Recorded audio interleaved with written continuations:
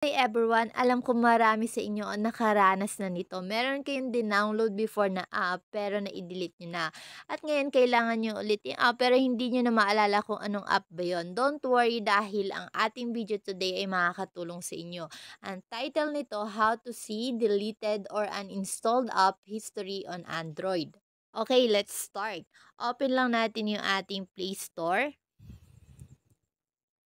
And dito sa ating Play Store, kung meron kayong multiple Google accounts, piliin nyo lang yung account nyo na gusto nyo malaman yung uninstalled app history. For example, pupunta na ako sa aking profile icon.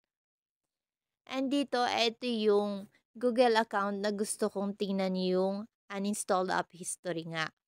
Kaya para magawa natin yon, itatap lang natin yung Manage Apps and Device. Pero kung hindi yan yung Google account na gusto nyo i-check, itap nyo lang yung arrow. Ayan. Then dito makikita nyo na yung mga nagamit yung Google account dito sa inyong Play Store. Okay, back lang natin. Tap ko ulit yung arrow. Then itatap ko na ngayon yung Manage Apps and Device. Under ng overview, makikita nyo na din dito yung mga apps na kailangan yung i-update. And dito, pwede nyo na silang pagsabay-sabayin na i-update. Tap nyo lang i-update all. Pero pwede nyo din i-tap yung see details para makita nyo yung mga listahan ng mga nire-recommend nilang i-update nyo na. Okay? Then magbaback lang tayo doon dahil hindi ako mag-update for now. And makikita nyo na din dito yung total gig ng mga app na meron kayo.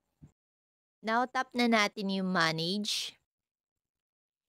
And dito sa may manage, makikita nyo yung installed. So, ito yung mga app na available sa inyong cellphone. Now, para makita na natin yung mga na-delete na natin before, itap lang natin itong arrow na katabi ng installed.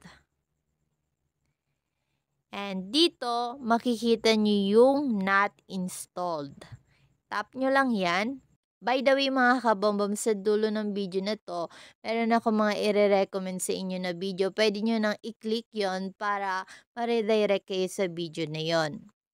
And sa may right side ng ating app na nagamit, meron square na box. Pwede nyong itap yan para ma-check. And magkakaroon kayo ng option para i-delete nyo tong history na to. So makikita nyo tong trash can na to. Trash can icon. Pag tinap nyo yan,